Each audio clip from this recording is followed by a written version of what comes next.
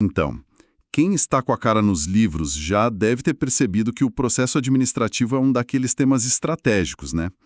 Daqueles que sempre caem e garantem pontos valiosíssimos nas provas. Ah, com certeza. É um assunto que despenca em editais e, sabe, muitas vezes separa quem passa de quem fica por 1 ou 2 pontinhos. Pois é. E para começar essa nossa imersão de hoje, imagina a seguinte situação. A máquina pública, por uma daquelas falhas obscuras de sistema, começa a pagar R$ 2.000 a mais todos os meses no contra-cheque de um servidor. Nossa, um clássico dos problemas de RH do Estado. Sim. E ninguém percebe o erro. O servidor, acreditando que foi uma progressão de carreira super legítima, recebe o dinheiro de absoluta boa-fé. Passam-se 7 longos anos. 7 anos é muito tempo. A vida da pessoa já se adaptou àquilo. Exato. E aí, de repente, uma auditoria descobre o rombo. E agora? O Estado pode simplesmente exigir a devolução de tudo, destruindo o planejamento financeiro dessa pessoa? Olha, esse cenário ilustra perfeitamente o campo de batalha do direito administrativo moderno. Não se trata apenas de decorar quem manda e quem não obedece, sabe? É mais profundo que isso. Sim. Trata-se de entender como o sistema tenta equilibrar o poder colossal do Estado com a segurança de quem vive sob ele. A lei seca diz uma coisa, mas os tribunais superiores dizem outra. E é exatamente nessa zona de conflito que as bancas de concurso montam as maiores armadilhas para pegar a galera desatenta. Sem dúvida. Então essa é a missão do nosso mergulho profundo nas fontes hoje.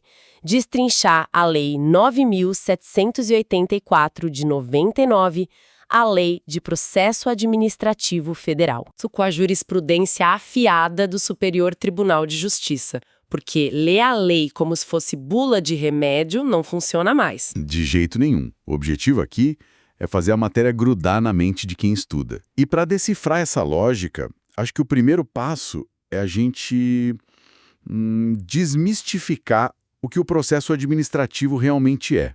A intuição inicial de muita gente é achar que o Estado, por ter a prerrogativa do interesse público, atua de forma imperal, né? Como se pudesse decidir tudo no instalar de dedos. Exatamente isso. Mas, na verdade, o processo administrativo funciona como as regras do jogo. É um roteiro formal, super rigoroso, que a administração tem que seguir antes de tomar qualquer decisão. Antes de aplicar uma multa, conceder uma licença, demitir alguém. Isso. O propósito não é criar papelada inútil. É estabelecer um escudo real contra o autoritarismo e proteger as pessoas de arbitrariedades. Faz muito sentido. Porque se o Estado tem que justificar cada passo e dar prazos, fica muito mais difícil cometer abusos no escuro, certo? Com certeza, essa é a essência do processo. Agora, pensando nessa metáfora brilhante das regras do jogo, todo jogo tem os seus princípios fundamentais. O artigo 2º da lei traz uma lista imensa de pilares. Nossa, sim, e as bancas adoram essa lista. Legalidade, finalidade, motivação, razoabilidade, proporcionalidade, ampla defesa. Tem muitos. Certo, vamos desempacotar isso. A legalidade eu entendo, é julgar dentro das 4 linhas da lei. A finalidade é buscar o gol do interesse público. Mas e a razoabilidade? Ah, essa é minha favorita para explicar. Porque, veja bem, historicamente, a máquina estatal é conhecida por ser fria. Exigir razoabilidade quer dizer que o Estado não pode ser só frio, ele tem que ter um bom senso institucional. O termo bom senso institucional define perfeitamente. Eu gosto de dizer que a razoabilidade atua como um freio ao abuso de poder. Um freio para a legalidade cega. Exato. Porque cumprir a legalidade estrita às vezes gera uns absurdos na prática. O Estado não pode impor restrições superiores àquelas estritamente necessárias ao interesse público. Entendi. Dá um exemplo prático para o pessoal visualizar. Olha, se um pequeno comércio esqueceu de colocar um cartaz obrigatório na parede, a razoabilidade impede que o fiscal vá lá e feche o estabelecimento na primeira visita. Seria usar um canhão para matar um mosquito. Literalmente isso. Tem que haver adequação entre a infração e a punição. E é dessa obrigação de ser razoável que nascem os direitos reais dos cidadãos lá nos artigos 3º e 4º. Direitos reais, não só teoria abstrata, né? Uhum. Ferramentas táticas mesmo. Quem é alvo de um processo tem direito de produzir provas, juntar pareceres, ter acesso aos autos para tirar cópias. E tem um que eu vejo despencar em prova: o direito de acompanhar a produção de provas. Parece ser o calcanhar de Aquiles da administração. Porque é o que mais exige transparência ali na hora. O particular não é só um espectador passivo que recebe a conta no final. Se a prefeitura vai fazer uma perícia numa obra, O engenheiro da obra tem o direito vital de estar lá, presencialmente, olhando o perito trabalhar. Porque a lógica é simples. Quem fiscaliza o fiscalizador? é o próprio administrado garantindo que nada seja manipulado, né? Genial. Mas olha, ter direitos é ótimo na teoria. Só que na prática, eles precisam ser exercidos num espaço de tempo e numa ordem lógica. Com certeza. O que nos leva direto para as engrenagens da máquina, as fases do processo. A linha do tempo básica, para quem está anotando, é instauração, depois o inquérito, que engloba a instrução e a defesa, e por fim o julgamento ou decisão. E o foco de ouro das provas é a fase de instrução, dos artigos 29 a 47. É a hora de buscar a verdade. Que pode começar pela própria administração de ofício ou pelo interessado. Isso. E aqui tem um detalhe cirúrgico das fontes: a regra da menor onerosidade. Os atos de instrução que exijam a atuação dos particulares devem ser feitos do modo menos oneroso possível para eles. Peraí, como assim menos oneroso? Porque a experiência que a gente tem é que lidar com burocracia é sempre desgastante. O objetivo da lei é mudar isso. Se o órgão já tem a sua identidade no sistema deles, eles não podem mandar mandar o cidadão ir num cartório reconhecer firma e pagar taxa à toa. Nossa, é a lei tentando proibir o retrabalho e poupar o bolso das pessoas. Exatamente. A menor onerosidade é o Estado dizendo que não vai complicar o que já está fácil. Perfeito. Agora, falando em não complicar, precisamos falar de tempo, prazos. Eu quero os números mágicos que as bancas adoram cobrar. Vamos lá. Existem 2 prazos críticos que resolvem muita questão. O primeiro é para garantir aquela ampla defesa que a gente falou. O prazo para o cidadão se organizar, contratar advogado, separar papéis. Isso. A antecedência mínima para a intimação do interessado sobre a data de uma prova ou diligência. São 3 dias úteis. 3 dias úteis. Não 30 dias, nem um dia. Exato, 3 dias úteis. É o equilíbrio para não pegar ninguém de surpresa, mas também não paralisar o processo. Anotado. E o segundo número mágico? Aquele que tem a ver com o nosso exemplo do início do servidor que recebeu dinheiro a mais por 7 anos. Esse é o gigante do artigo 54, o prazo da decadência, 5 anos. 5 anos cravados. Sim, é o prazo que a administração tem para anular os próprios atos que gerem efeitos favoráveis aos destinatários, uma licença, um benefício financeiro. Passou de 5 anos, o Estado perde o poder de anular se a pessoa estava de boa fé. Aqui é que a coisa fica realmente interessante. Se a administração tem esse prazo de 5 anos para corrigir problemas, quais são exatamente esses poderes de correção que ela tem? Aí a gente entra na famosa trinca de ouro: anulação, revogação e convalidação. Uma sopinha de letras que dão um nó na cabeça de muito candidato. Vamos desenhar a diferença clara. Anulação versus revogação. É simples se você focar no motivo. A anulação, que está na súmula 473 do STF e no artigo 53 da lei, aplica-se a atos ilegais. Atos com vício de legalidade. A seu errado. Isso. Ato ilegal não gera direito. A administração vai lá e anula. Agora, a revogação é totalmente diferente. Revogação é para ato legal, então. Perfeito. É para atos 100% válidos, mas que por motivos de conveniência ou oportunidade, o Estado não quer mais. E como o ato era legal, a revogação obrigatoriamente respeita os direitos adquiridos. Então, se eu tinha um contrato legal com a prefeitura, mas o dinheiro acabou, eles revogam o contrato dali para frente, certo? Exatamente. Mérito administrativo. E aí sobra a terceira ferramenta, a convalidação. lá do artigo 55. Que é a salvação do ato, né? Isso mesmo. A convalidação acontece quando o ato tem um defeito, mas é um defeito sanável, não causa lesão ao interesse público e não prejudica terceiros. A administração vai lá e conserta, valida o ato. Olha, para não confundir isso na hora da prova, o pessoal de cursinho usa muito o macete do ARC. ARC. O RC salva vidas nas questões. Salva mesmo. Para quem não conhece, pensa assim. O A de anulação apaga o ato anormal, aquele que é ilegal.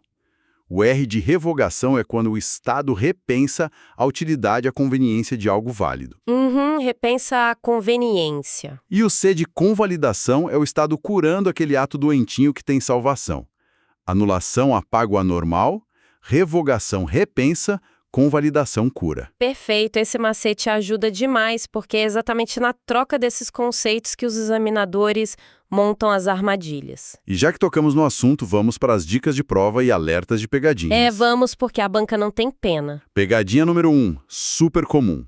Cuidado, a banca adora contar uma historinha e dizer na conclusão que a administração revogou um ato ilegal. Eu vejo isso o tempo todo. Ilegalidade gera anulação, nunca revogação. Usar o termo revogar para um ato que quebrou a lei é um erro absurdo. Repetindo, revogação é só para ato válido. Isso. Pegadinha número 2. A aplicação da lei. A famosa súmula 633 do STJ, porque a lei 9.784 é federal, né? É federal. E aí o candidato pensa, bom, o prefeito da minha cidade não precisa seguir isso. Existe autonomia municipal? E a banca vai afirmar exatamente que é proibida a aplicação nos estados e municípios. Mentira, né? Totalmente mentira. A súmula diz que, se o estado ou município não tiver uma lei própria de processo administrativo, a lei federal aplica-se de forma subsidiária. É um estepe jurídico para não deixar o cidadão desprotegido. Perfeito. E a pegadinha 3 tem a ver com aquele gigante da decadência?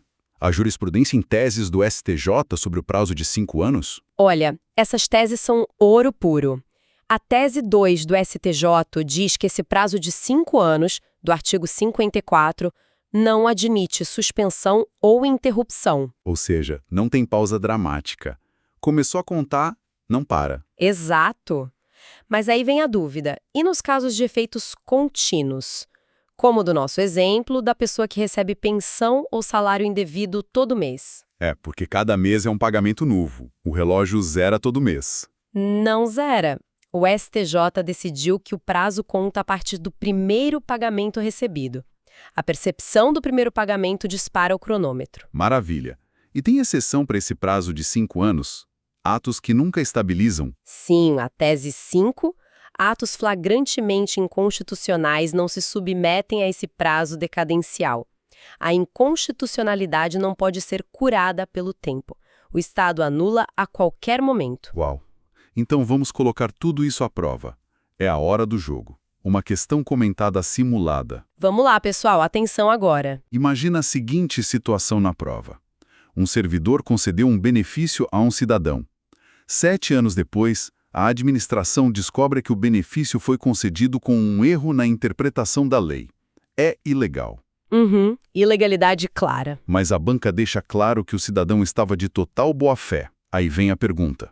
A administração pode anular o ato a qualquer momento, porque atos ilegais não geram direitos, amparada pela súmula 473? E aí muita gente marca que sim, porque lembra da súmula e pensa, ato ilegal tem que anular sempre. É uma dedução muito lógica. Mas está errado, não pode anular. Peraí, sério? Não pode mesmo sendo ilegal? Não pode. Embora a súmula 473 diga que a administração anula seus atos ilegais, o artigo 54 impõe a guilhotina temporal de 5 anos para atos favoráveis aos administrados de boa-fé. Então, como já se passaram 7 anos? Ocorreu a decadência. O ato, mesmo ivado de vício, mesmo doentinho, estabilizou-se no tempo para garantir a segurança jurídica. Nossa. Então, o que tudo isso significa na prática para quem vai fazer prova? Significa que o estudo focado só na letra da lei não basta. E só na súmula também não. É a soma das regras. A segurança jurídica venceu a legalidade cega por causa do tempo e da boa-fé. Fantástico. E é por isso que o processo administrativo é uma matéria extremamente estratégica. São pontos garantidos para quem domina essa lógica de prazos, anulações e princípios. O esforço em entender essa dinâmica compensa cada minuto investido. Compensa demais. E para fechar nosso encontro, eu quero deixar uma pulga atrás da orelha baseada nisso tudo que discutimos.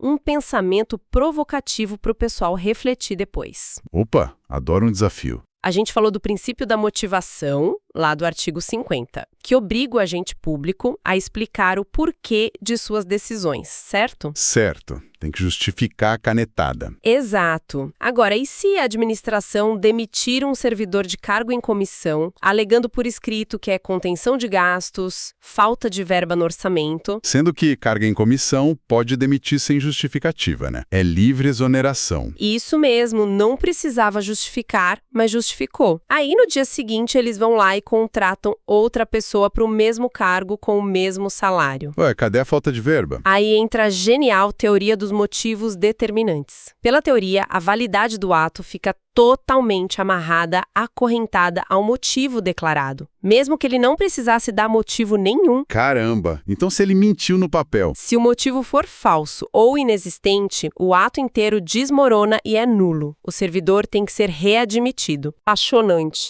E cai muito. A posse é construída um artigo de lei de cada vez e entendendo a jurisprudência. Mantenha o foco, continue estudando e até o próximo mergulho.